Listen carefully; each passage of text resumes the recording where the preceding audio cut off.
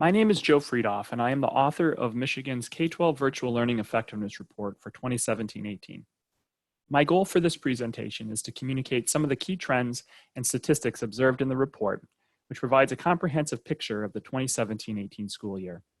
These findings may help practitioners and researchers ask new and important questions when evaluating and improving virtual learning programs. The data for the report come from what Michigan schools reported to the state as part of the Michigan Student Data System collection. It is comprehensive in nature and represents all the various types and providers of virtual learning occurring in the state. Because of the self-reporting by schools and because of some of the methods used in the report, there are likely enrollments that are counted as being delivered virtually that were not, as well as some that should have been reported as virtual but were not. Consequently, the figures in this report should be treated as estimates that, generally speaking, convey the trends observed for the 2017-18 school year. As I mentioned, the report is comprehensive in the types of virtual learning that it covers. For instance, enrollments with Michigan Virtual are included, as are other part-time virtual enrollments from providers other than Michigan Virtual. The report also contains data on both cyber charter schools and full-time LEA schools. The report continues to use the same formula for calculating the virtual pass rate as previous reports. To calculate the virtual pass rate, we counted the number of enrollments with a completion status of completed passed and divided that number by the total number of virtual enrollments. As is likely evident, if some of these statuses were excluded from the calculation, say for instance, audited enrollments or even withdrawn passing, the virtual pass rate would change. Given the data this year and in past years, the impact of such exclusions would be fairly minimal, likely only a few percentage points. For the 2017-18 school year, 112,688 Michigan K-12 public school students were reported as having taken at least one virtual course. This represented about 7% of the total Michigan K-12 public school student population. These students produced almost 582,000 virtual enrollments. About 2/3 of virtual enrollments came from the core subjects. English language and literature had the most virtual enrollments, approaching close to 110,000 enrollments. English 9, 10, 11, and 12 were the most highly enrolled in titles for this subject area. Mathematics had almost 100,000 virtual enrollments. Geometry, Algebra 2, Algebra 1, and Consumer Math had the highest enrollments. Life and Physical Sciences had over 78,000 virtual enrollments, and Social Sciences and History had over 95,000.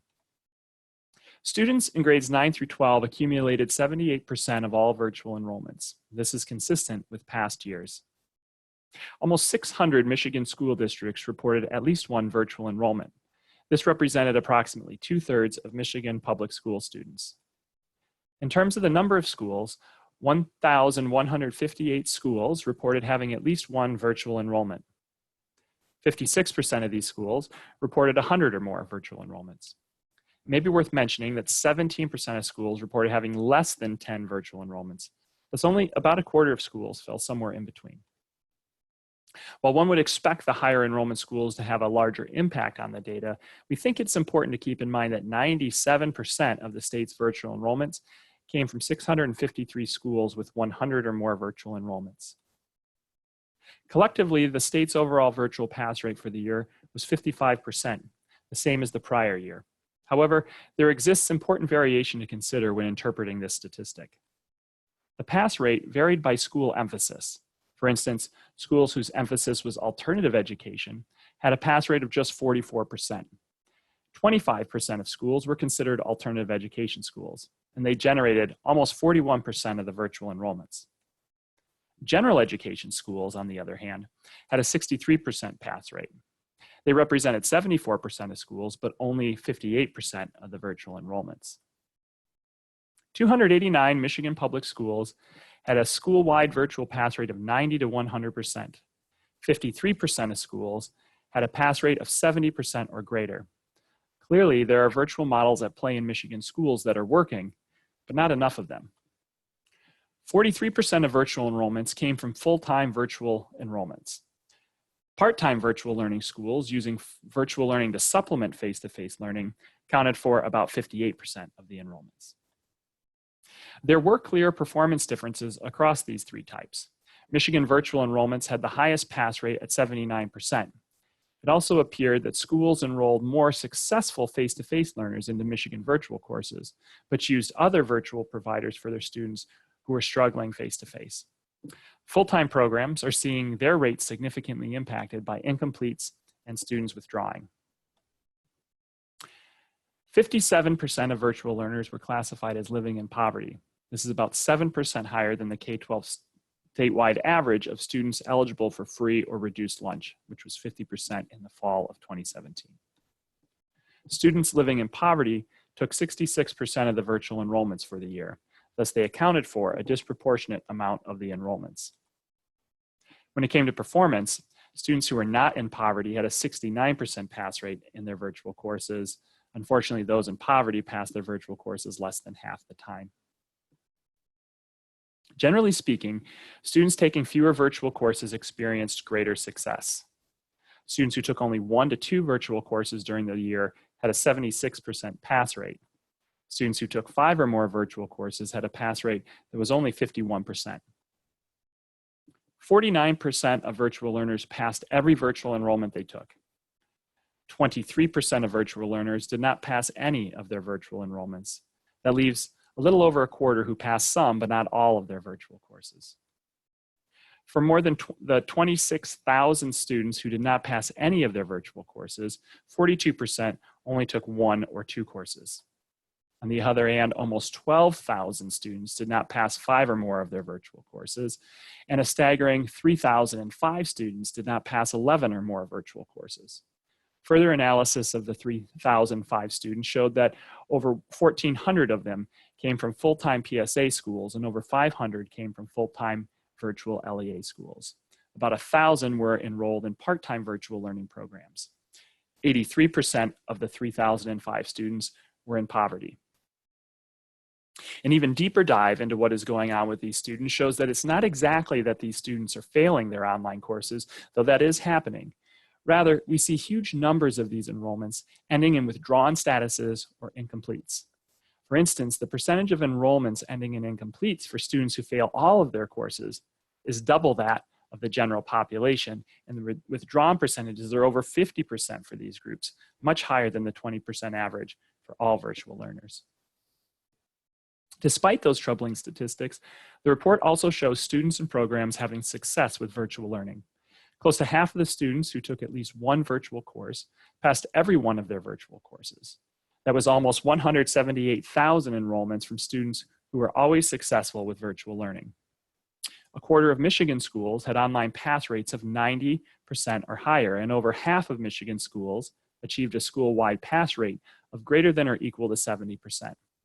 Also recall that over half the schools with online learning had over 100 online enrollments, so we are seeing schools supporting large numbers of students while simultaneously experiencing high levels of student success with virtual learning. Michigan's K-12 students access 30 different AP courses, providing students with options not available in many schools across the state. The statewide pass rate for virtual AP courses was 86%. So far, the measures of student success have been whether or not the student passed the virtual course or courses. The report also has some data on how well virtual learners performed on state standardized assessments. As would be expected, the percentage of virtual learners testing proficient on these state tests varied considerably when taking into account their non-virtual performance. For instance, students taking a minimum of 3 non-virtual courses and passing all of them had proficiency rates that exceeded the statewide average for each test. Students who did not pass 1 or 2, and those not passing 3 or more, had much lower rates of proficiency. Students in poverty, represented by the green columns, consistently recorded proficiency rates that were 20% to 30% lower than their peers who were not in poverty. Students taking virtual courses with Michigan Virtual had the highest rates of proficiency on the 3 tests, exceeding the state average on each examination. Students from the part-time non-Michigan Virtual type had rates that were higher than those from the full-time type. By the way, this table is an example of the rich information that is contained in the report's appendices. When considering the non-virtual performance of part-time virtual learning students, Michigan Virtual students consistently outperformed the non-Michigan Virtual part-time solutions by 20 or more percentage points. The report also includes a couple of maps of Michigan. The map on this slide shows the percentage of students in each ISD area that took at least one virtual course in the 2017-18 school year. The darker the blue, the higher the percentage of students who took a virtual course other than from a cyber school. Berrien, Eastern UP, Lapeer, and Tuscola ISDs and RESAs had 15% or more of their students taking a virtual course in 2017-18. Since cyber schools do not have their own resident district, but rather draw students from other districts to attend their schools, this map shows where the cyber school students were actually located. The darker the orange, the higher the percentage of cyber school students. Students who were residents of Wayne and Macomb ISDs made up the highest percentage of cyber school students in the state for the 2017-18 school year. This year's report represents the 8th year of data on the effectiveness of virtual learning in Michigan's K-12 system. Over the 8 years of data, we have seen the number of virtual learners grow from over 36,000 to over 112,000. We've seen the number of virtual enrollments grow from just shy of 90,000 enrollments to close to 600,000 enrollments. The number of schools with virtual learning grew from around 650 to now over 1,150 schools. The only area where we have not witnessed growth has been with the state's pass rate. The data clearly indicate that students can and do succeed with virtual learning. Close to half of virtual learners pass all of their virtual courses. Over a quarter of schools with virtual learning had school-wide pass rates of 90 to 100%. Yet many kids, too many kids, had little to no success with virtual learning. The data in this report represent an opportunity for schools and educational stakeholders to have critical conversations about what is working and for whom it is working, and what's not working, and under what circumstances those results are occurring. Michigan Virtual has created many resources that can assist schools in reflecting upon and improving their virtual programs. All of these guides that you see on the screen and other practical resources are available on the Michigan Virtual and Michigan Virtual Learning Research Institute websites. Thank you for taking the time to learn more about virtual learning in Michigan. There are many more details in the report itself, so please take some time to look through the report, including the data tables at the end of the report. Thank you.